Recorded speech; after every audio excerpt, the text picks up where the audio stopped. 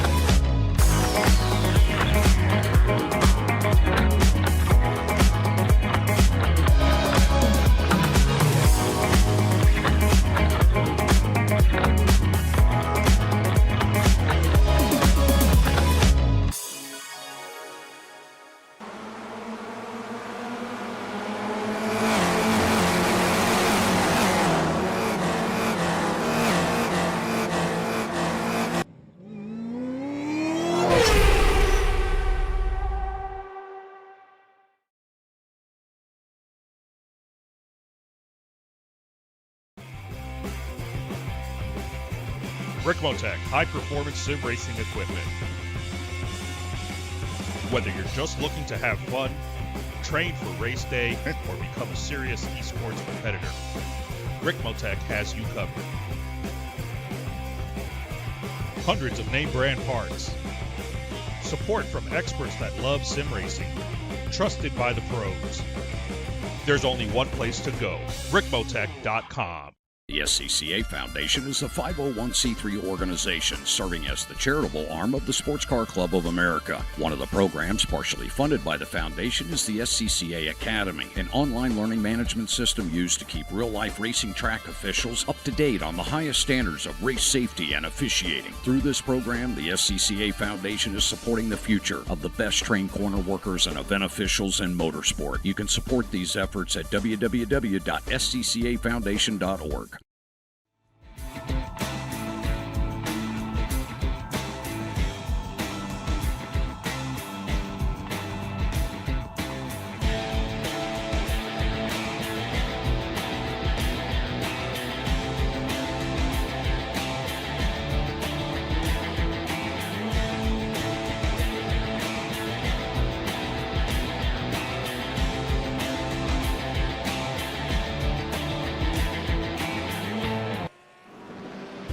search is over.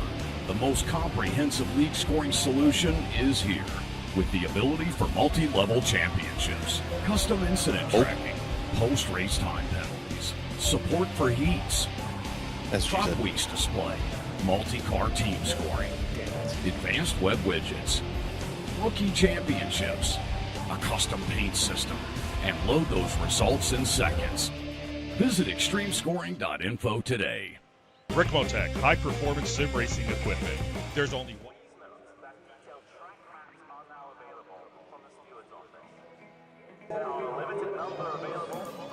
It started with the Ricmotech World Challenge on Monday night, and it got so popular that they added another. Now, XMS presents a brand new championship to satisfy the needs of an entry level for the ever-competitive Ricmotech World Challenge. This is the Extreme Motorsports Ricmotech GT3 Challenge here at Road America, and we're live on slow motion broadcasting. Good morning, good afternoon, or good evening, depending on where you're watching us around the world. My name is Jeremy Scott. Alongside me is my friend, my doppelganger, and he'll make me laugh throughout the night, and you as well. Ron Maunz, Joshua Wilkie back in the booth, making it sound so good. And Ron, we start off this championship and this season at my favorite Prodigal Pro home track, Road America. Yeah, what a fantastic way to get this season calendar up and rolling. From the 50s through into the present day, Road America has been a stalwart track in the world of American motorsports. And when you think of American sports car racing, there are very few racetracks that have the same pedigree as this place here. From the likes of the SCCA National Championship runoffs to IMSA competition and everything in between, this track has been the host of some iconic events and iconic moments in the world of American auto racing. So, to get this season up and rolling, Jeremy, I think we are in for an absolute treat. 4 miles around the National Park of Speed is absolutely everything we all wanted to hope for. More qualifying is underway. We're just past halfway. Filippo Barbieri gets to the top of the 204-210. Got a lot of people to thank to get this season up and running. Of course, Ricmotech High Performance Sim Racing Equipment. Check out their website, ricmotech.com.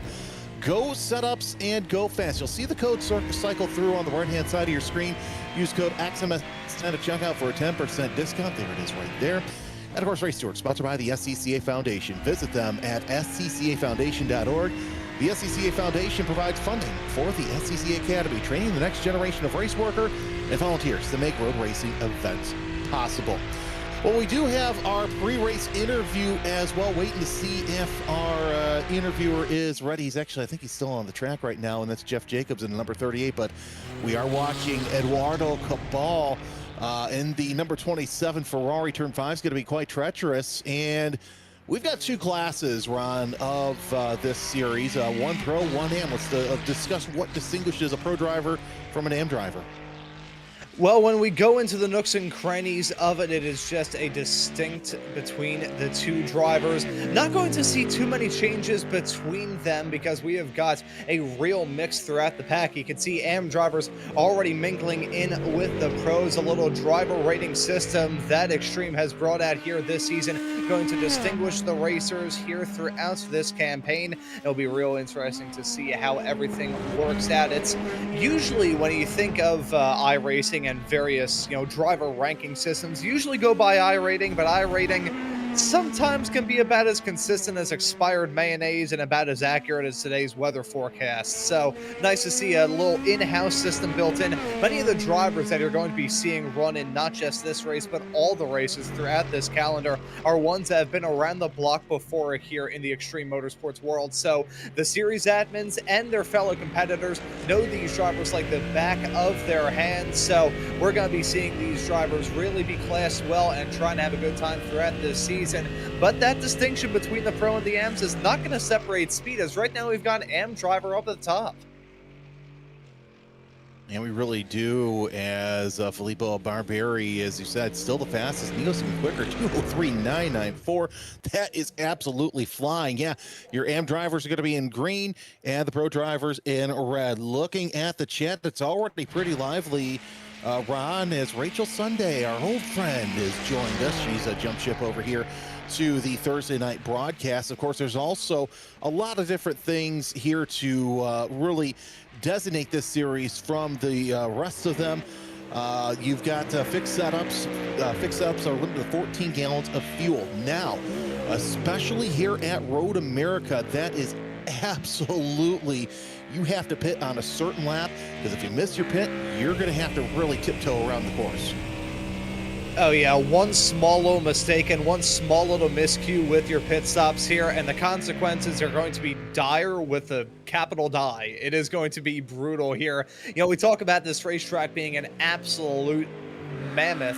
4 miles in length. There are very few road courses nowadays that are of a similar or slightly longer length. You think about the other tracks that we get to see here on Slow Motion Broadcasting. Spa was a host of the last broadcast here on SMB, the Sim Racers Group F3 Championship last night. That's only 0.35 of a mile longer. This track is absolutely massive, and it's remained almost unchanged since its opening in this permanent form. So they knew what they were doing when they designed this place back in the day. I've heard some rumors on how it was designed, and I'm not going to go down that road because we will be here for the entire 50-minute race if that happens. Speaking of the race, let's welcome in the league administrator, Jeff Jacobs. And, you know, Jeff is really, he does a lot here for this series and all the series up and down basically up and down the gamut of the XMS series. And see if we can get him into the chat right now. We'll drag and drop him in. And Jeff, welcome. First of all, what a fantastic showing for the first race of this new championship. Yeah, absolutely. Thanks so much, guys. We're really excited to be here on Slow Motion Broadcasting, and yeah, we've got a great turnout, a lot of enthusiasm, and that's kind of what was behind this series, right? The World Challenge series that we run, with features the GTP cars, the P2 cars, and then the GT3s, keep selling out, and especially in this GT3 class, we said, okay, there's enough demand, we'll run another night. And so we put together a little fun series here. We gave them a fixed setup so they wouldn't have to spend a lot of time in between other races working on setups and that type of thing. They kind of just come in here, hone their racecraft, and have some fun. Yeah, it looks like a lot of fun so far, and no surprise, you guys up and down the gamut have, as you said, you constantly have full grids. Now, with this championship, here's the big question I have. Does the class champion in Pro and Am, do they have a chance to possibly promote themselves into the World Challenge Championship for next season? Or is this just a, you know what, go out, let's have fun and not tear up some GT3 cars? Oh, yeah, absolutely. In fact, all of the drivers, we sort of have a driver rating system that looks at your incidents, your points, your finishing positions, your clean laps, that kind of thing. And so all of these drivers are actually earning rankings that are going to help them qualify for early opportunities to register for World Challenge, to run Pro or Am in that series, for example. So yeah, everybody's actually gonna help all of them. Yeah, and Jeff, it's Ron up here in the broadcast booth. I just want to ask you a quick little question about this schedule. It is just an absolute all-star of racetracks. Road America, Road Atlanta, Sebring, Long Beach, Laguna Seca, Canadian Tire Motorsports Park, Rudskogan, and Daytona. Odd question, but I'll ask it anyways. What track is the one you're looking forward to the most as a driver? Oh, man, good question. I think Road Atlanta is always so much fun. We have great races there. So I think that's, even though that's just their next race, I think that's going to be a good one for us tonight, or in 2 weeks. So yeah, that's right, we are gridding up. All right, we're gridding up. So good luck. We'll talk to you in a bit. Hey, thanks a lot. Appreciate it. All right, so we are just about getting ready to get started for this race. Let's go ahead and let's give you our grid as they come up. Right now off the front row, it's Filippo Barberi and Lucas Dragata, row 2, row 1, I should say. And that is a Pro and a Pro-Am on that front row, Ron. Yeah, so an interesting little note about that. Going to be fascinating to see how those drivers line up there. Dragata always very quick here in this series. Looking right behind your second row, going to see Paliqui Grant start alongside Josh Chinsky there in that number 18 machine. Row 2 is Eduardo Cabal and Julio Barrio, who is up front early. We got Josh Vidal starting this race in 7th place, next to Chris Thorman there, another one of those pro drivers starting in 8th. And we'll go through the end of the top 10 right there because we're just about set as Jeff Jacobs wait for him to strap in. John Kroom and David Patton round out your top 10. We'll go through the order a little bit later on. But 23 cars have started as we scroll through. Noah Hogg, Carlos Barrio, and we now have Jeff Jacobs on the grid. So just a matter of moments before we get started for tonight's inaugural round of the Ricmotech GT3 Championship presented by Extreme Scoring. And a lot of fun that we're going to have here at Road America as the pace lap is underway. So Bobby Childs, Aaron Sunday on that row as well. 4 miles in length. Of course, this is a 50-minute timed race. I've got to say, this has got to be quite interesting because here's the thing.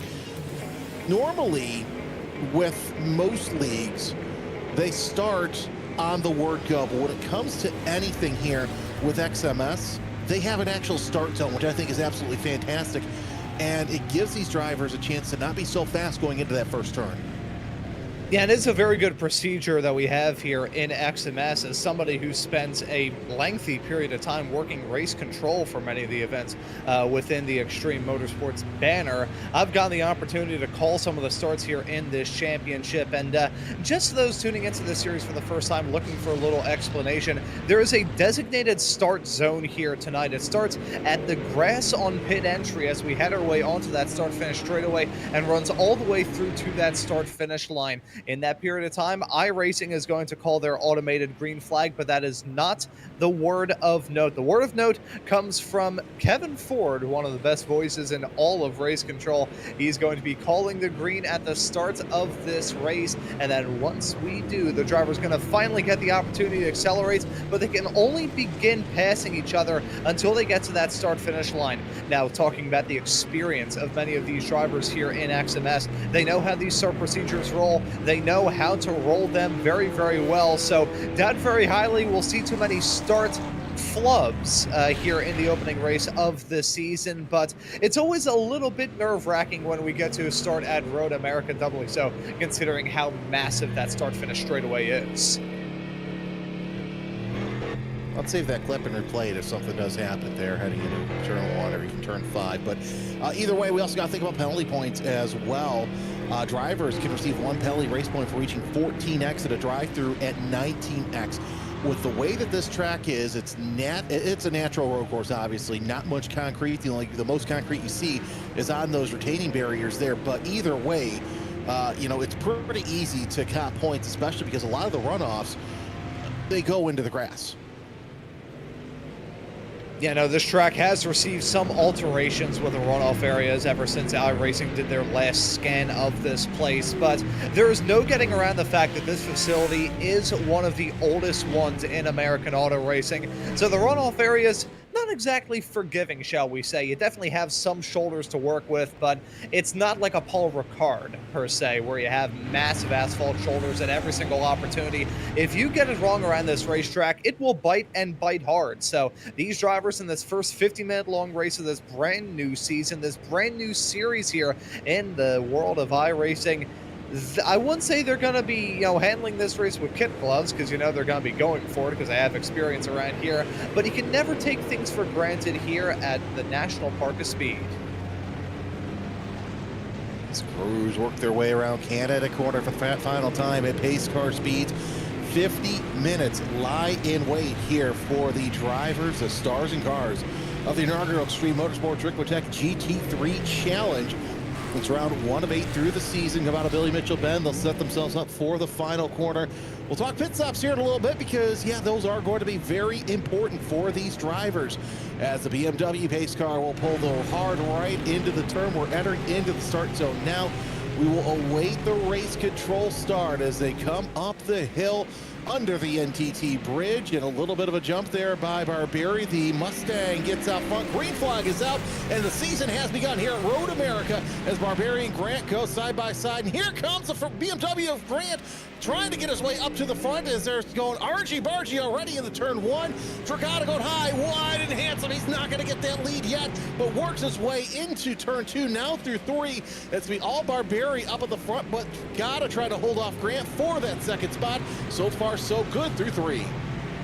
Squabbling up through the first turns with American grit and muscle up at the front. Some drama farther behind. That's Jake Mackey there in the 199. Aston Martin running into trouble as he headed his way through the third turn. But up at the front, we've got some of the fastest cars in a straight line in GT3 racing dominating right now. But Josh Shinsky in that plucky little Corvette looking to get some moves done to jump his way up into the podium.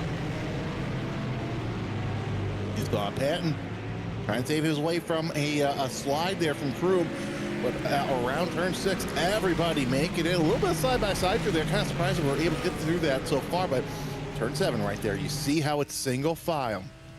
Now, into 8. So far, so good. Nobody making any unnecessary moves as Barbiero closes in on Patton. That's for 11th spot, and that's an out-of-class battle as well. But drivers trying to find their way early, Ron, and so far it's been a clean lap other than maybe 1 or 2 cars off.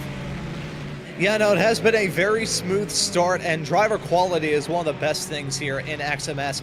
The series admins and these drivers strive for the best, and they get it season after season. It's been a smooth start so far here, and a very interesting note to raise here. Our AM overall poles that are going to try and lead this first lap holds on to a half a second margin up at the front as the battling still continues. This is Aaron Sunday and the Onid Racing 331 car currently squabbling up, holding on to lucky spot P13. Aaron Sunday, a fan favorite on Monday nights, making his way over to the Thursday night league, trying to close in. That's going to be an overall and in-class position, but Barbieri making a good move there. He will take the lead for the first lap of competition. Dragata, Grant, Chinsky, and Barrio to round out your top 5. So pretty healthy mix of pros and AMs here. That's not what you normally see in any, doesn't matter if it's real life or if it's here in the sim in GT3. Usually there's a very healthy split. But if you take a look at the top 15, it is mixed with pros and AMs up and down the grid.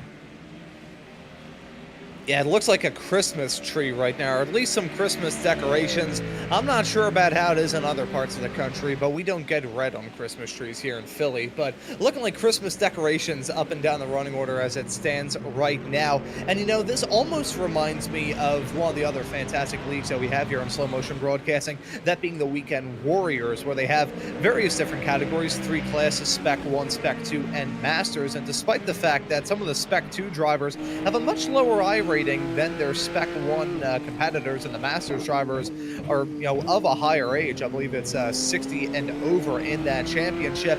You will still see many cases of drivers in 3 separate classes squabbling up, trying to get the other spots from each other. We're seeing a bit of that here right now. You've got an AM at the front, a Pro in P2, right in the coattails, 2 different Mustangs right in your top 2 spots, and that is not an isolated case. You've got interclass battling all throughout the field. You saw the Paulicky brand, I should say, as my mouth decides to go. I'm not going to say that. It seems the 2 Mustangs step away, but you know, here's the thing. Here in Daytona are the 2 places where the Mustangs, they love to play, so it's no surprise that you're seeing Barbieri and Dragata nose to tail coming out of the Bill Mitchell bend. They'll set up for 14 once again, and Dragata thinking better of it, kind of dipping, slowing down just a little bit more. You see Chinsky back there closing in on Grant. That's for 3rd place overall, 2nd place in class. So that's going to be quite interesting to see how that battle develops, as now you're in the slipstream with one another and trying to get some sort of fresh air as Grant here on board with Chinsky. See if he decides to make a very late move and decides to think better of it. It's early on in the race to where you don't necessarily need to make these low chance moves, the high risk moves. So get out there, get some laps in there. You've got pit window opening up at lap 11, somewhere around 13. So you got to think about that. You don't want to be up your tires too early. 11 to 13 laps around this track it's long, to say the least. Yeah, that it certainly is, but I do want to raise this here as well, as we do have a little battling going on right now. This is Russ Ruddick trying to get involved in a fight right now. It's himself and Johan Alvarez who are going side by side as they headed their way off through the other straight into turn number 5. You know the comment that I made before we grabbed the green, Jeremy, about how these seasoned drivers were not going to have any sort of start violations? The number 25 has been posted with a warning. It's not a penalty, it's a warning for lying back on the start. That is Alvarez, who we're following right now in that Porsche. So you can take what I said before we grabbed that green flag, throw it into a paper shredder, and then throw that shredder into a wood chipper. Told you to save it, because I want Joshua to have that clip and this clip next to each other, so we can have that on the highlight reel for later on this season. Alvarez making his way through the carousel. There we go. Now we watch the battle for the lead heat up once again, and look who has come to play. It's Grant and Shinsky. No surprise here, as you go through Canada Corner, hurry downs, cattle bottoms. Those are very fast places for the BMW and the Corvette to close in as well. So you've got 3 American muscle and 1 Bavarian, I wouldn't say Bavarian bomb, but 1 Bavarian boat, to say the least, going up the hill through Road America. And honestly, I'm glad that iRacing has preserved this track as it is, because it is sad to see the trees down. Yes, there's another great viewing spot. You get to see cars come out of 13 into 14 and up the hill, but man, those trees were nice there. You know, whether you want to call that BMW a Bavarian bomb or a Bavarian boat, I prefer to call it a Bavarian pretzel, because it is very twisted and complicated as a GT3 car. It may have that good straight line speed despite having the aerodynamic properties of a brick, but despite being fast on the straights, it does actually have some pretty good gumption through the turns. It may have a bit of a reputation for being absolutely massive, which, and when it comes to things being big, I got joked about that much too many times back when I was in elementary school. Being a chubby redhead during Harry Potter craze was not a good time, I can tell you that with confidence. But either way, that BMW is strong, was able to get a move done on Barbieri, who's dropping down now to 4th. Barrio falling into 6th. And by the way, speaking of big, the reason why that BMW is so good on the straights, that's the big schnoz that it has on the front. You're watching Barbieri right there. There is Grant, who's made his way up to 2nd. Now, because Vidal's also fallen back to 7th, but still, Grant making his way to 2nd. Here's the thing, you take a look at the gap, it's 1.2 seconds already separating the Ford from the BMW. But they are starting to close in on one another. Let's take a look at a replay here as we see why we had the issue of Barbieri falling back just a little bit. Just take one move into turn 5, and that was absolutely balls to the wall. That thunk you heard was the cojones of Grant as he dove into 5. Yeah, it's a hard braking zone. It's a perfect opportunity to get a move done, but look at that. Shinsky getting his way past there into 3rd as well, immediately into turn number 6 at the top of the hill. That was gutsy stuff. There's a little bit of contact, it looked like there, following Julio Barbiero right now in the 111 car. We've right on board with him. Got close to the back of that number 41 of Noah Hogg up in front, who's hogging the limelight right now as we ride on board with the front bumper of that 111 car. Little bit of an impenetrable wall that he's looking to try and get past here very, very soon. This is a fight for 7th at the moment. This is actually for the final GT3 AM podium spot here as well, and it is getting physical. That's a 2nd turn in a row that these 2 cars have made contact, and there's definitely a little bit of tension here. Look at that never-ending train of race cars directly behind them. This is the sort of tightrope walk situation that drivers love and hate. One small little mistake here, one small slip up, and the consequences are going to be dire. Here comes Barriero looking to the inside, showing himself up behind him. You've got Thorman, Kroom side by side. Kroom's got one. He's going to try for another one. And Barriero not able to use Hogg as his brakes this time in turn 5 as he was watching what would happen between Kroom and Thorman. And Patton even wants in on this. That's a battle for position in the AM class. That's for, let's see, 4, 5, that's for 5th place. So you got Kroom, Thorman, and Patton battling each other. 9th place overall, 5th place in the AM class. Nose to tail as they work their way out of turn 5. Already, here's the thing, Ron. I thought that this was going to be, okay, let's figure out each other, but I forgot, it's XMS. So of course this is going to be elbows out racing early on. Yeah, they're definitely going for the jugular early. I'll give them that. It's not a single point to rest here in this championship. But hey, that's why we love covering this action. These drivers going to go for it at every single opportunity. Speaking of, side by side, heading off at a Canada corner. Contact midway through the turn, and more contact on the exit of it. That's Noah Hogg and Barbiero making more contact, heading down into turn 13. And it's going to end in tears. Hogg off the track, going to be able to rejoin the race without any further incident, but he has sunk his way down the field. I don't think the stewards are going to look too kindly on that. Let's take a look at a replay as you saw Hogg kind of shove his way around Barriero. Barriero says he doesn't like that, and spin a little bit of contact there by one of the Astons. Not sure if that was Thorman or Patton, as Patton's falling down just a little bit. And oh man, you got to feel bad for Patton, for one of those Astons being the innocent bystander, but Hogg and Barriero already going at it early. Gents, Siebkens opens up later on this afternoon, so you want to head there, but don't be fighting there. Fight in the streets. Patton, though, that's the car that got all the damage. He sits in 11th in this battle here between he and Carlos Barriero is really heating up. Julio Barriero in the 111. That's the one who was involved with that, but they're still trying to get clean side by side, and one has to wonder how much that damage is going to do to the radiator of that Aston. Yeah, you gotta worry about the radiator, number one. Gotta worry about the downforce, number two.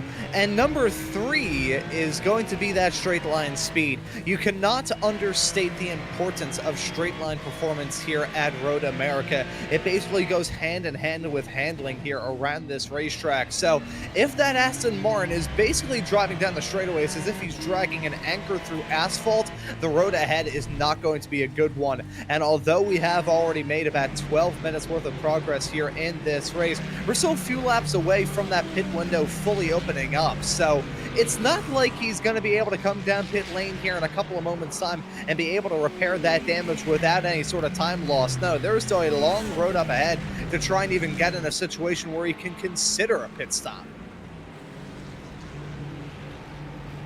Because we are working lap number 6 if we're watching on Timing and Scoring. By the way, Timing and Scoring, the link is in the YouTube chat.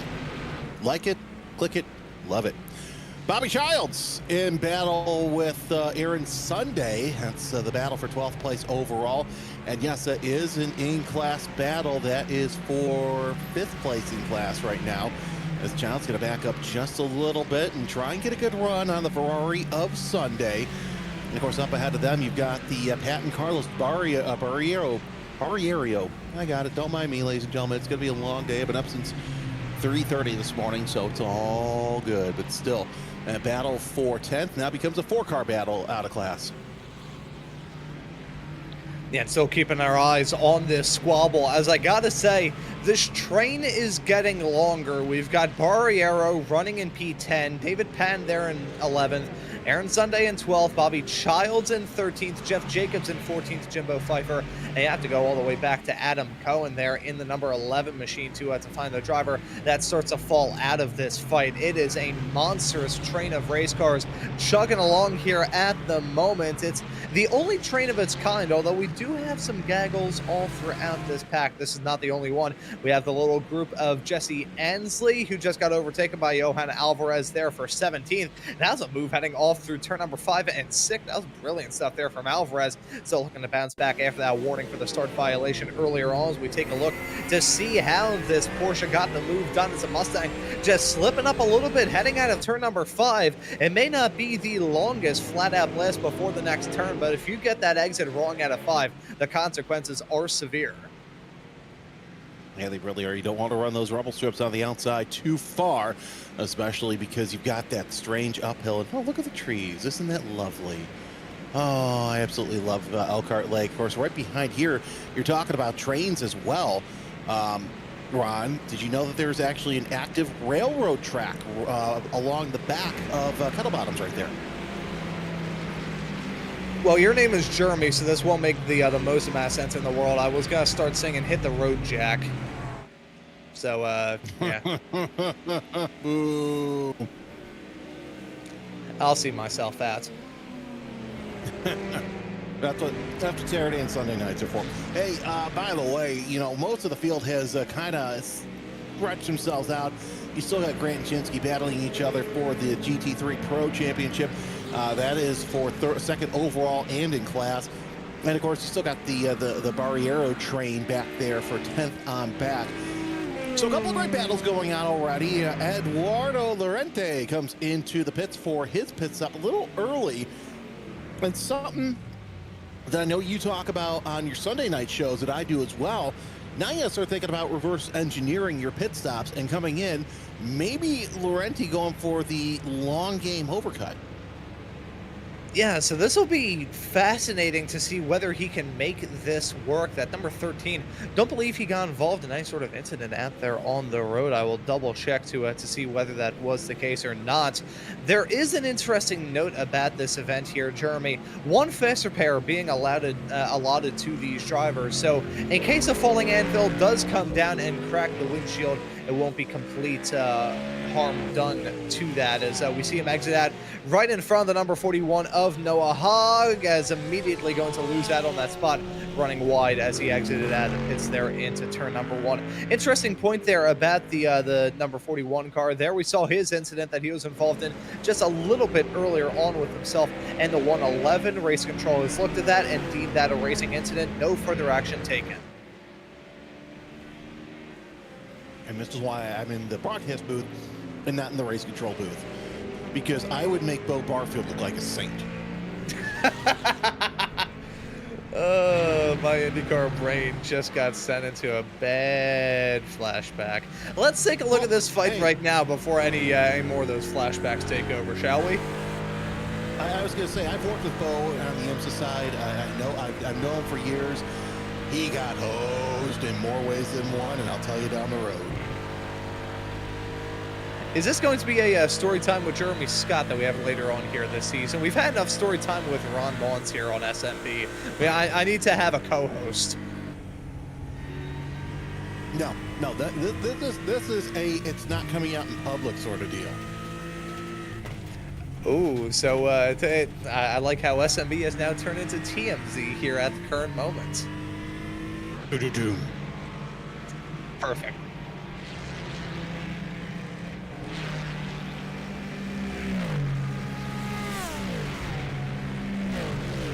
And of course, coming up here on Slow Motion Broadcasting, we've got ourselves some good racing action to look forward to over the next couple of days. I just realized I believe that may be the French spelling of Tuesday, the E and the U backwards, but that'll be the next round of the American Muscle Series here on Slow Motion Broadcasting. And if it makes you feel any better, Josh, during the AMS broadcast this past week with Jeremy on the call and me in the production truck, I called that Naval Bumps Coronado, which is not the most far-off name. I forgot about that. Yeah, that was not my brightest moment, among many I do accept. I hit my head quite a lot as a child. But also the Ray Esports Summer Shootout Series here on Slow Motion Broadcasting at VIR. That'll be the Spec Racing Fords this upcoming weekend as well. So it gives you a good reason to subscribe and hit that notification bell here on the channel. But we have got a lot of racing action before we have to worry about what's coming up here on the channel. We have still got some fights, including one for second that hasn't really pulled off.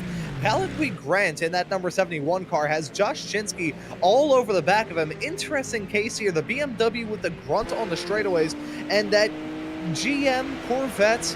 You usually expect them to be quick. I'm a GM guy. I'm definitely a little bit biased, but Chinsky putting the pressure on Grant right now, only covered by a couple of tenths of a second as they head their way down the front stretch.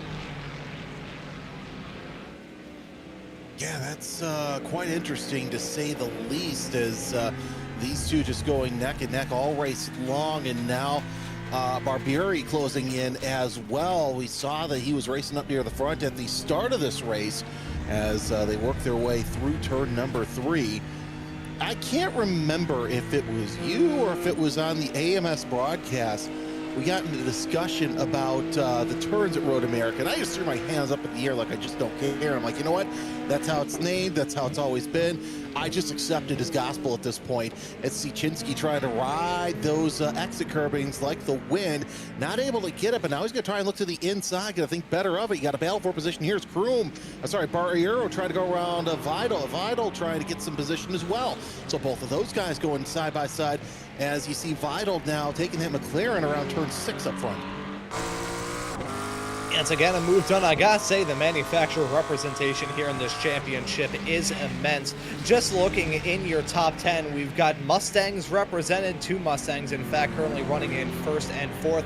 We've got BMWs there, 2 of them. Right now, Palique Grant behind the wheel, the 71 BMW running in 2nd, with the 111 BMW of Julio Barbiero currently running in P7 right now. We've got 2 Ferraris. We've got the McLaren of Vidal that you've got on screen right now. We've got that Ferrari farther up the road of Eduardo Cabal. Really good spread, a smorgasbord of different race cars that we've got up and down the field. You'll love to see it. That's my favorite thing about GT3 racing. It is how manufacturer diversity has finally come into the limelight here on iRacing. There was a period where there wasn't a lot of sports cars to go around, but just in my time covering this iRacing stuff since 2023, I've gotten to see the Ferrari get introduced. I've gotten to see the Corvette, the Mustang, the McLaren finally get brought around. That MP412C was so old. It was brought into iRacing when I was in the 2nd grade, so it was great to see that thing finally get a refresh. Got to see the Aston Martin get added in a couple of years ago, and iRacing still building up their repertoire of GT3 cars. Speaking of the Astons here, Jeremy, we just had Chris Thorman and David Patton come into the pits along with Jesse Ansley. Now, we can't say this is the most off-the-wall call. It's just 1 lap short of the expected pit window that we were thinking of, lap 11 through to 13. So it is at the start of lap 11, I should say. We are working, actually, no, we're working, yes, working lap 11, so that's correct. So the Diablo Sport teammates come in. The speed lap number 28 of Jesse Ansley comes in as well.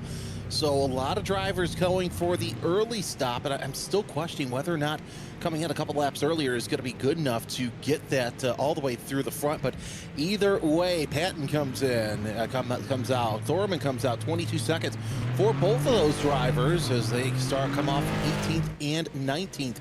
Onto the track. They won't have to worry about too many cars around them because you got Noah Hogg, who's way far back there, but he is still closing in because he's got the warmer tires, so that's something to think about as well. But I have a feeling within the next couple of laps we're going to see Dragata, Grant, Chinsky, Barbieri all come in, as well as the rest of the gamut.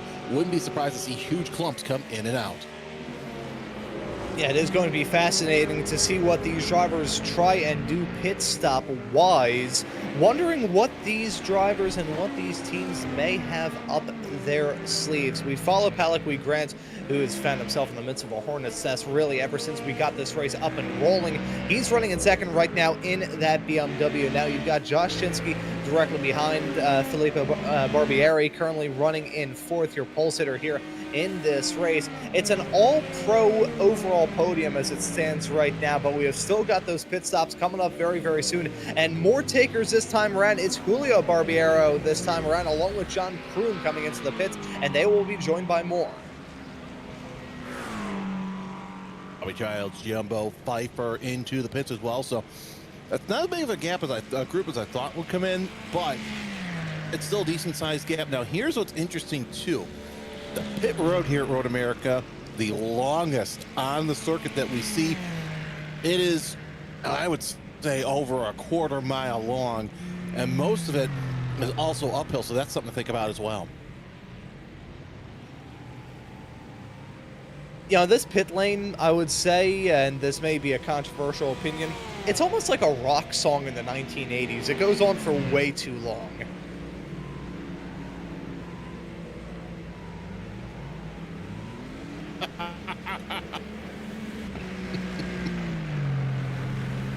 If that doesn't go... No, I agree with that. As cars are coming out of the pits.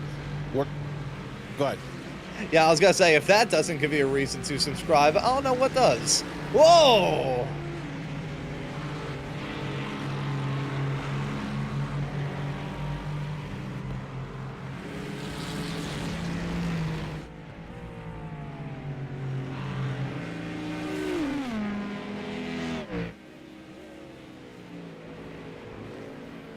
So we watch the battle going on down in the Canada corner. This is for 2nd place. Miss Grant trying to hold off Chinsky. Those two have been together all race long. And Ron, like I said, if I have a feeling that these are the guys that they're going to pit together, they're going to have to do it sometime within the next lap or two, because it's going to be absolutely mayhem. And yep, there they go. They come in 1, 2, 3, 4, all coming in for their pit stop. Yeah, ain't no party like a pit lane party right now. We've got all of your top 5 coming into the pits. Make that 6 with Joshua Vidal coming down pit lane here as well. This is when we expected the pit stops to come about, halfway through this race right now. It's a good time. It's the right time, but these drivers still have to execute. We talk about the pit lane, how lengthy it is. Very tricky on the entry, trying to drop the anchors so you don't speed.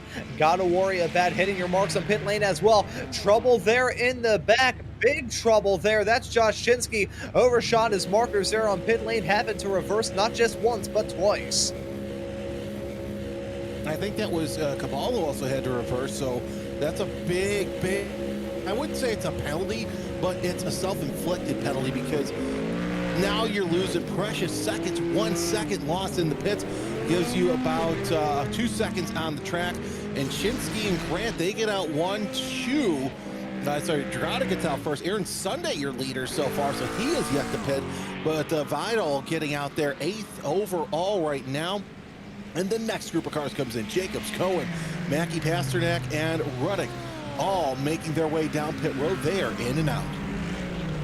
Yeah, I know for a fact that there is going to be a certain Aaron Sunday fan who is going to be very happy about the news that Aaron is up at the front of this pack, still waiting on that pit stop. But interesting point that I do want to raise there, Chinsky, even with a very short stop at 20.2 seconds compared to the 2 drivers up in front of 21.9 and 22.4, still longer there in pit lane just because of that double reverse. I've seen so many drivers make that mistake. So many drivers make that mistake here at Road America of all places, and I think it is that very, very long run down pit lane that doesn't.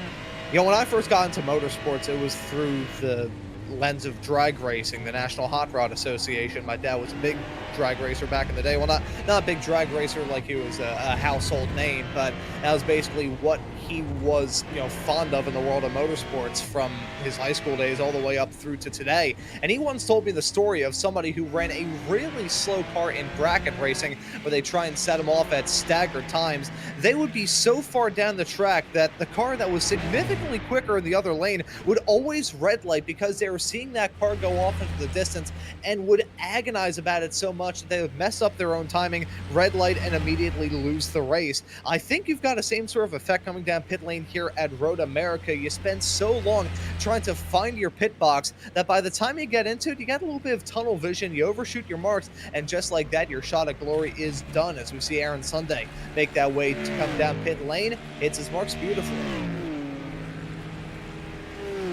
And of course, it's also a matter of the boxes are bigger than what you would normally see at any other road course. I've had the opportunity of calling practice for the, I'm going to say it, the Indy Lights. Yes, it was Indy Lights back then. And NTT IndyCar Series. And it's amazing how big you can get there. Most tracks, you know, for the Indy Next cars, the teams bring their pit boxes on the hot side of pit road. And the tires, the left side tires, they're on the line that designates the pit box from the transition lane. Now, at Road America, you've got space for days to get the pit box in, the car in, tires. You can just do everything, and I have to worry about drivers going to the crossover line to get into the fast lane, because it is such a wide pit road. So it's wide and long. I think that's why drivers are having problems with their pit stops. Look at your new leader, Lucas Dragata. He's up 2.5 seconds. And that's something that really happens with pit stops here in iRacing.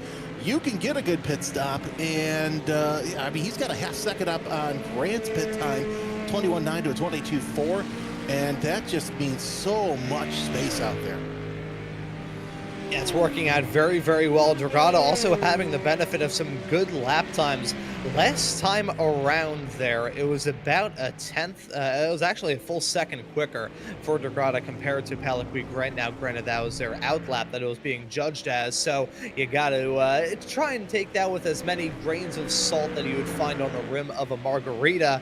But right now, Dragata doing everything he needs to do. He doesn't need to go for all-out glory. You don't trim your nails with a chainsaw. You use a nail file like everybody else. Dragata looking to go through the end of this race in a methodical way, pace yourself really, really well, and just have to go with the flow. You can't force yourself to try and go faster around here, but the inverse can be true as well. There are so many stories in the world of motorsports of drivers, intentionally just taking it a bit more easy than they would, falling out of that sort of locked-in state that many drivers find themselves in when they are behind the wheel and running as fast as they can, and the process of that have a brief momentary lapse of concentration, and off into the fence they go.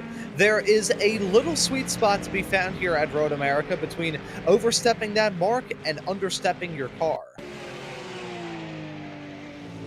I use the chainsaw to trim my nails. What's wrong with that? Oh, that's a hard hit by the 127, as that was a quick off by Jasper Pasternak. Of course, all replays and slow motion replays are brought to you by Whiplash SimCams. I want to thank them for their continued support of slow motion broadcasting. You see Chinsky, poor Josh, he's lost friends, but you see Barrieri and Cabal back there battling side by side for position. That's for the third spot overall and in class as well, as you see Grant trying to do what he can to catch up to Dragata. But right now, I think Dragata's already at Schwartz's. He's ordered his drink and getting ready for the main course here in just a little bit. You mentioned ordering a drinks, and this was a thought that popped into my head earlier on, Jeremy, when you brought up the corner names here. The Moraine Sweep heading down into turn number 5. Is that just me, or that sounds like a cocktail that you'd get in a jazz lounge on your way to the Newport Jazz Festival, going to listen to like Duke Ellington back in 1956? Hey, the Moraine Sweep's a good drink here in the area, so just think about that. It's different, to say the least. Is it actually is it actually a beverage? Or am I being punked? It's not. Hey, you're getting punked. You're getting punked. You fool! I see how it is, Mr. Scott. By the way, I saw that clip again for like the millionth time earlier this week. First of all, rest in peace. But second of all, that whole segment was pretty good. As I like the computers we got going on here. Got a little bit of settings going on as we're trying our best to get through into 32 and a half minutes. Dragata, your leader here. And man, these Mustangs are just so strong as they're working their way all the way down to turn number 5. And it's interesting, the different corner names they have here. Rumor has it Canada Corner is named Canada Corner because the Canadians, once again, they got drunk and decided to roll down the hill, or it's the closest corner to Canada. I don't know. Like I said, there's so much around here that is with the lore of this wonderful facility, one of my favorite facilities. But what is not a lore is Brian Redmond's cat. Still haven't seen him come across the track yet, so we still have plenty of time left in the race. Yeah, Brian Redmond cat. We've got talking about Duke Ellington and the Newport Jazz Festival in 1956. Man, we are touching on every single different end of the spectrum during this broadcast. It's been a fun one so far, and getting into the closing stages right now. But that's not to say that the battles have stopped out there on the racetrack. Far from it. We've got this little fight here between 4th and 5th. We've got this battle right now that Jesse Ansley finds himself in the middle of right there in the number 28 Mustang. Gotta say, the Mustang is one that we see a lot of here on iRacing. It's interesting the trajectory that iRacing Mustang has been on over the past couple of years. When it was first introduced, there's a trend of GT3 cars here on iRacing. When they are first brought into the service, they start off really strong and really quick, and then they slowly get BOP'd into oblivion, and then they kind of fall off the face of the earth. The Acura is a good example of that. The Acura, very strong when it first got brought out, and then slowly just went the way of the dodo bird. The Mustang kind of had the opposite trajectory. When it started off, both in sim and in real life for that matter, is a bit of a tin can on wheels. However, it's now morphed into being one of the strongest GT3 cars currently in motorsports and certainly in sim racing. There is a reason why drivers throughout this field have decided to pick it. Yeah, but it's a darn good sounding tin can is Barriero Carlos it is. And Aaron Sunday going side by side. Sunday has the door shut on him going into 3, and he's going to lose a little bit of ground, but that's good because now he can catch up to the draft. Or Pfeiffer, we haven't talked about him too much other than his pit stop. He's made his way up to 11th. He's up 12th, I should say. He's up 7 spots. Right now, your high climber of the race. You're on board with Carlos Barriero. Looking at the back of the Ferrari and the McLaren that are just breathing down his neck all around turn 5 and setting up for the uphill at turn 6. By the way, one of my favorite viewing spots is right here at turn 6. I'll never say where it is, but you've got Barriero closing in on Sunday. Let's take a look and see what precipitated this. And Sunday just catching that draft. And what was Carlos Barriero thinking, leaving that door wide open into turn 1? It's almost like a Midwestern open invitation.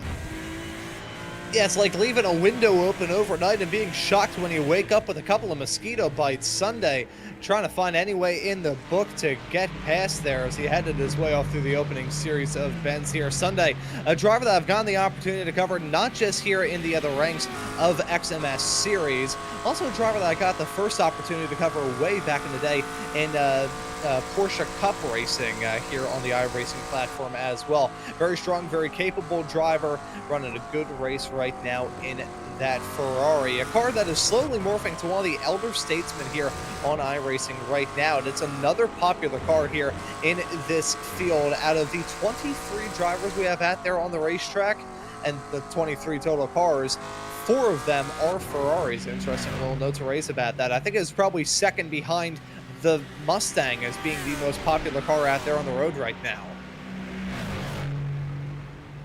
Well, and it goes back to your greater point of the, of the BOP. It was not too long ago, I'd say a couple seasons ago, where the Ferrari was the hot girl of GT3. Now it's actually a pretty healthy mix. So I think that iRacing has done a great job with BOP. I'm just happy to see more and more Astons all through the field. Yeah, if you take a look at your top 5, you only have 2 Mustangs, a Corvette, a BMW, and a Ferrari. Top 10, you could add the Aston, the Lamborghini, and the McLaren in there. So a very healthy mix of cars as this race drags on. It just got about 13 minutes left to go. Here comes Sunday, diving to the inside. Got to think better of it. Let Barriero take that advantage. Don't want to make that move into turn 5 because that can really mess 2 races up more than 1. And, oh, look at this. In the danger zone, Barriero decides he's going to hang tight there. Great driving by these 2 as Sunday, he sawed up on that wheel through 7. Yeah, it takes 2 to tango. I want to give some love and flowers to those drivers for making it clean, but Barriero put himself in a world of trouble. He overshot his marks down to turn number 5 just a little bit, missed the apex by a couple of car widths, and that allowed Aaron Sunday to get alongside and try and go for the lunge heading off into turn number 6.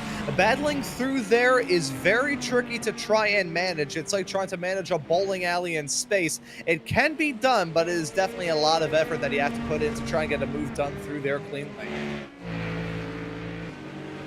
Oh boy, I guess who's found one each other again.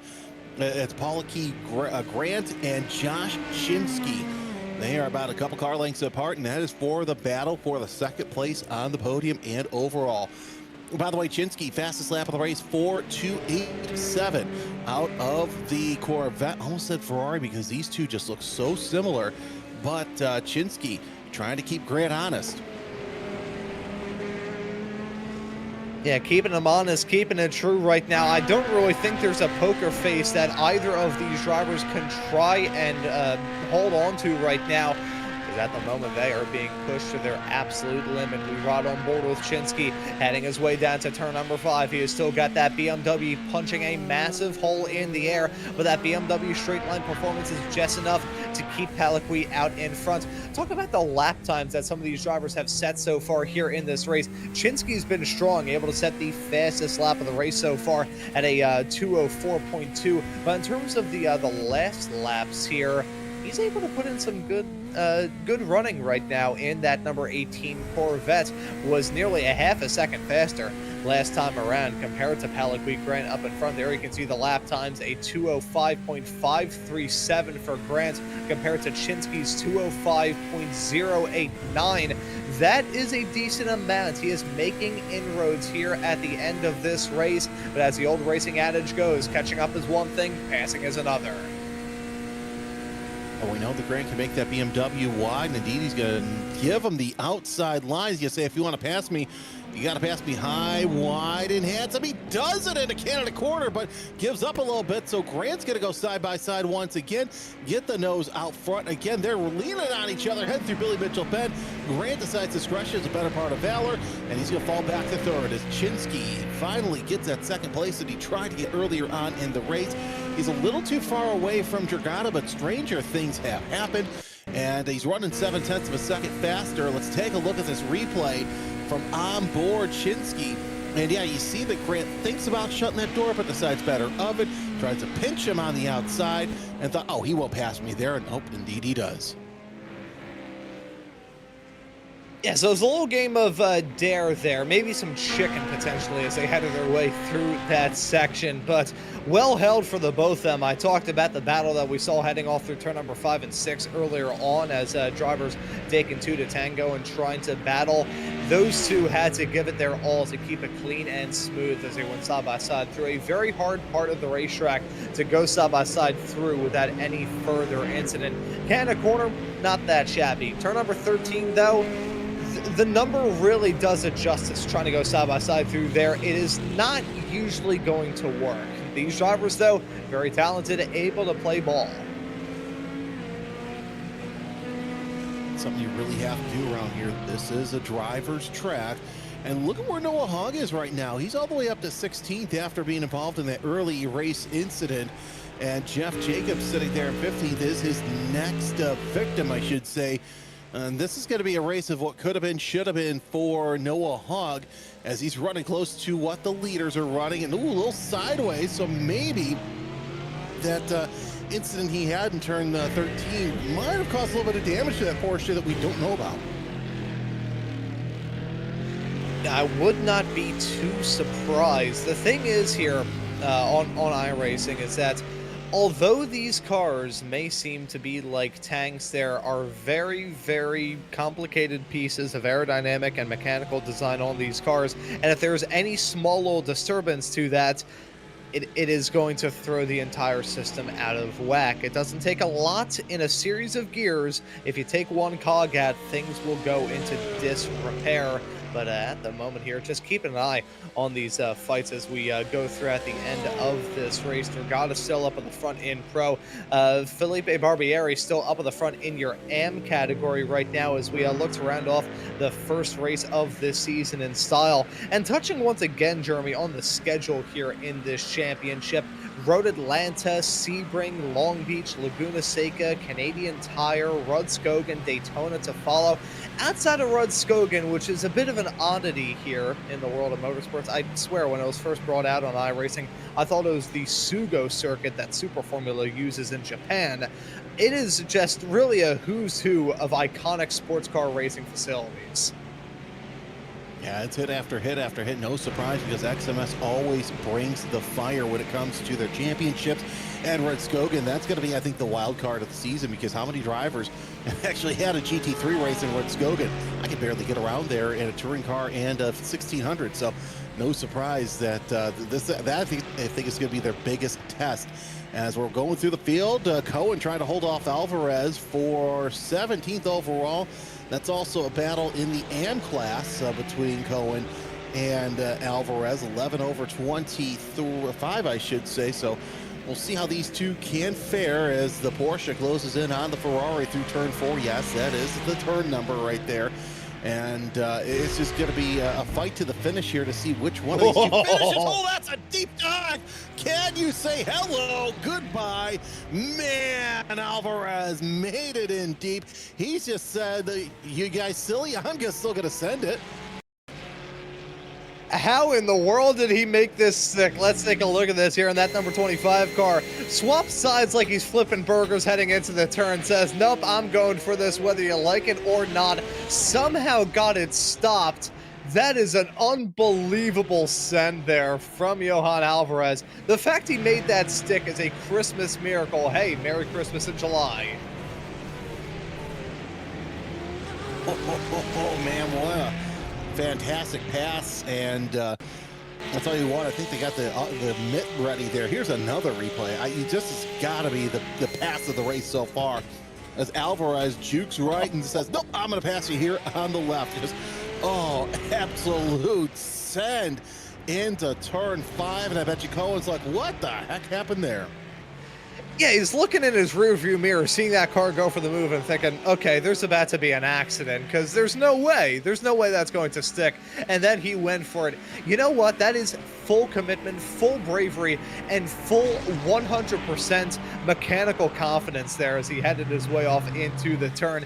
You've got to have some guts to go for that just generally, but you got to have confidence in your car to say, okay, look, I think I can go for this. I can lean on that ABS enough. That wasn't leaning on ABS. That was lying on top of the bed that ABS is. That was unbelievable. I think he was just standing on that brake pedal.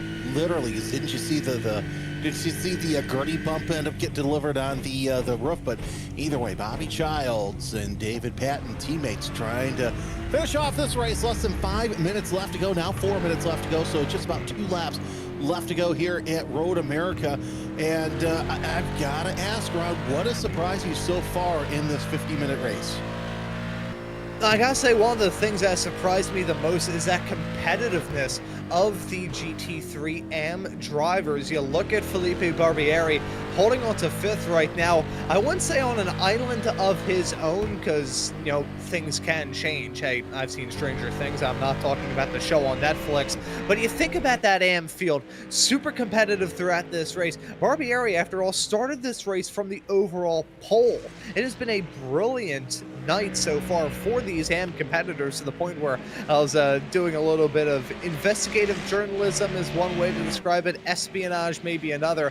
I was looking through the other chats, the driver chat here during the race, and Bobby Childs just saying flat out, we clearly have some pros in the AM field, LOL, which, you know, honestly, they've certainly got the pace. Now, they have fallen back to a couple of those pro competitors, but those AM drivers have been able to flex their muscles very, very well. I would not be shocked if between now and the end of the season, coming up at the start of November here on Slow Motion Broadcasting, will we see the prospect of an AM driver maybe snagging an overall race win? I'm not going to rule things out. They have been very strong here in round 1.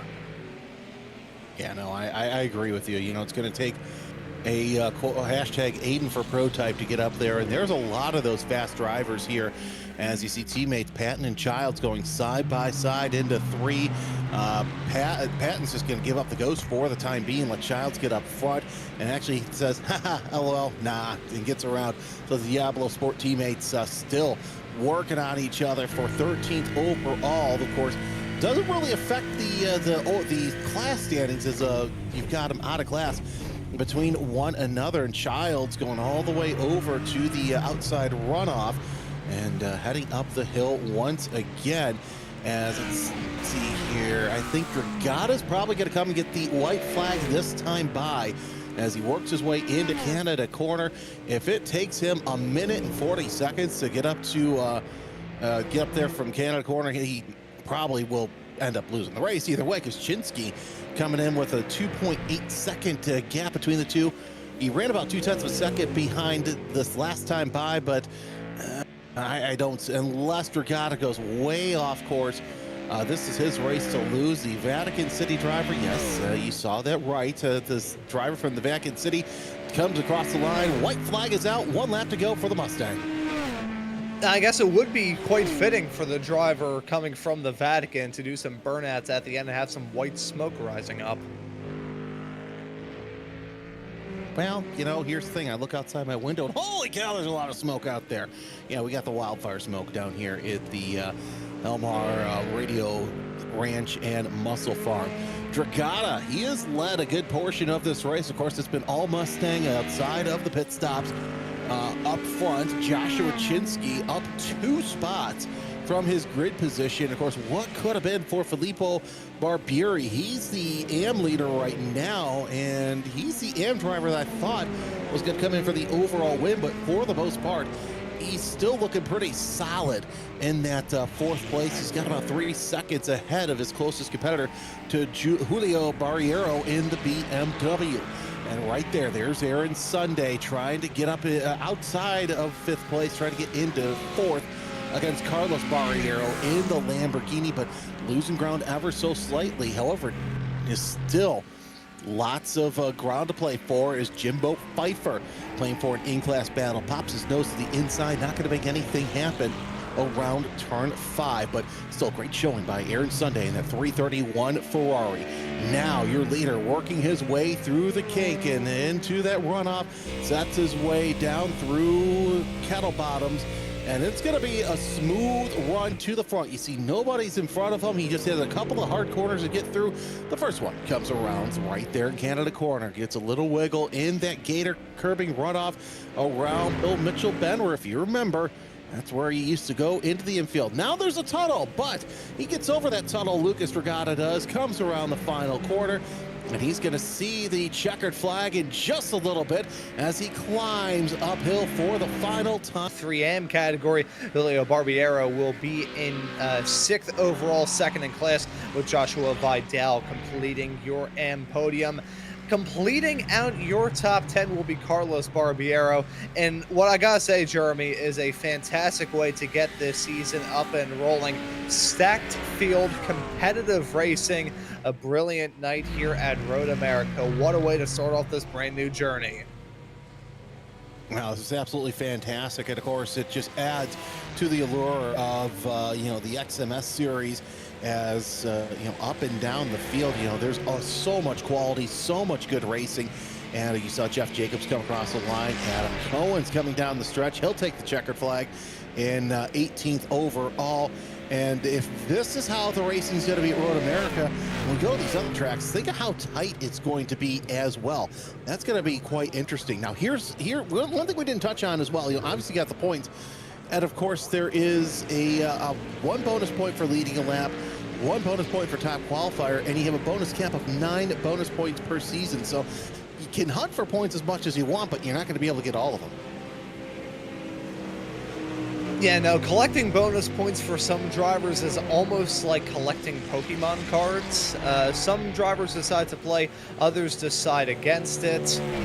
So we'll have to see whether or not anyone will try and rack up those points throughout this season, but it's still a long way left to go. Of course, we've got 7 more rounds between here and the start of November, and of course, you'll be able to catch the action all season long here on SMB. What a way to get this season up and rolling. Team D's drivers run around the racetrack, going to be able to pose for some photos and have some fun here at the end of a very fun opening round of what looks to be an incredible season. I mean, talking again about the racetracks that we have coming up, we're going in an odd way to this track's sister, Road Atlanta, next time out in 2 weeks' time here on the channel to round off the month of July.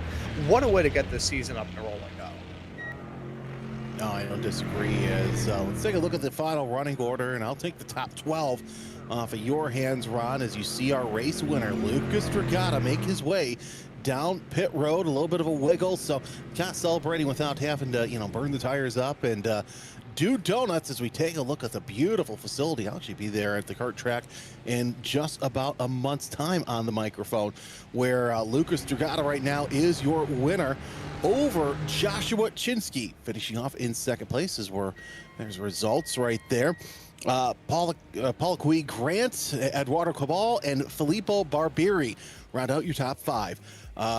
Then you've got Julio Barriero, Joshua Vidal, John Kroom, Chris Thorman, and Carlos Barriero rounding out your top 10.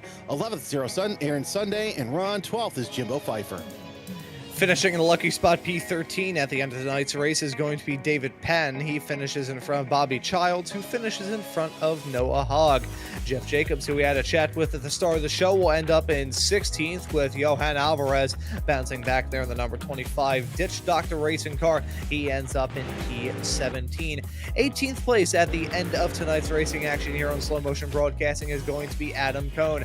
He finishes right in front of your P19 runner here at the end of this race of Jesse Ansley, and that Mustang was able to put on a good drive here as we wait to get the WD-40 up so we can take a look at the back half of your race results. There we go, just a little spritz and we are good to go. Jake Mackey will be there in P20. Eduardo Lorente will be in 21st. Russ Ruddock will be in 23rd, with Jasper Pasternak completing your 23 cars classified here in the end of this race, all of which were able to see the checkered flag, albeit one lap down, for your 23rd place finisher. And we went through pretty much the entirety of the race without any live steward penalties being issued. There may be some in post-race review, but either way, a slice of Jeremy, a smooth, a competitive, and action-packed and compelling start to this brand new series. What a way to get it all up and rolling.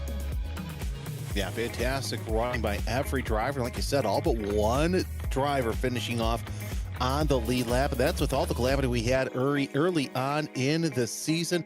We have one driver waiting for us in the waiting room, so we will bring him in shortly, as it is our second place finisher, your driver taking the fastest lap of the race.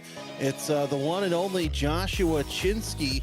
And Joshua had such a fast car, and you were pretty on the loud pedal right there for the most part. Did you think that you had anything for Dragata there at the end? I actually think I did, and I'm really kicking myself for going long in the pit stall. For whatever reason, my crew chief wasn't counting down for me, and I only had the iRacing text, which normally I have both, and it just completely threw me off. But it was an absolutely fantastic fight there at the beginning and through the rest of the race. I really enjoyed trying to chase down Policu. I hope I pronounced that right. I probably butchered the crud out of that. But it was really fun to have a target to chase down. It's okay. I have the notes here, and even I butchered sometimes. It's Poliqui from what Ron told me, but still, fastest lap of the race. Not a bad showing for the first race of the championship. Next time out, we head out to Road Atlanta. Is there going to be a redemption tour there? We'll see. I love Road Atlanta. I also hate Road Atlanta. It's probably one of my least and favorite tracks on the service, specifically because of turn 3. It's one of the worst turns in motorsports, period. A blind crest with like no markers for turn in. It's fantastic. But it'll be interesting. I think Lucas will and the rest of the front engine cars will have a little bit of an advantage through the S's and the and all the way through to the back straight. But I don't think the Corvette will be lacking by any means. It's fantastic with downforce and in the corners. It was very apparent this race that the Corvette, just like it is in real life, it's down on initial power. The BMW, the Mustang, almost every single car in the game, in the sim, pulls away from me out of the corners, and it makes my life very difficult. Hopefully with only one big straightaway, I should say. Next time out, life won't be too difficult for you. Congratulations. Is there anyone you want to thank? Absolutely. Shout out to SRT, my fantastic team, for just all the support that you guys have given me throughout the years. Started with them back in 2021, and I couldn't imagine the driver I am today without their help. Shout out to XMS for putting on this absolutely fantastic series. I have been itching for a GT3 fix series for a while, and so I'm really pleased that they finally pulled the trigger on it. And shout out to you guys with SMB Broadcasting. of just putting together a great broadcast. I know that we were home for you guys back when we were doing IndyCar, and I'm excited to be back and watch the broadcast again. So yeah, I can't wait to likewise. Can't wait to hop off and turn on the TV, pour myself a little nice drink, and watch this race back. That reminds me, we should probably bring up the bourbon of the race, because I've had enough of my wife tells me I need to start drinking more. But either way, Joshua, congratulations. We'll see you in a couple weeks at Road Atlanta. Awesome. Thank you, guys. Second place finisher, Joshua Chissy, who said the fastest lap of the race. Maunz has your AM winner, Filippo Barbieri. And that I do. Filippo Barbieri joining us here in the broadcast booth. Filippo, pardon me, welcome in. Congratulations on the AM class race win here tonight at Road America. That looked like a really fun opening race to this season. How was it out there, my friend?